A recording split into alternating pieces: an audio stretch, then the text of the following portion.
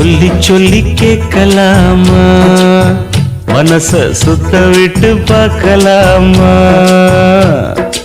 எல்லோருக்கும் நல்ல பாடம் சொல்லாமலே புரியும் பாடம். அப்படி மைனாவே மைனாவே மைனாவே வா, பள்ளிக்கூடம் போகலாமா, அதுக்கு புத்தகத்தை வாங்கலாமா. சொல்லி சொல்லி கேட்கலாமா, மனச சுத்த விட்டு பார்க்கலாமா.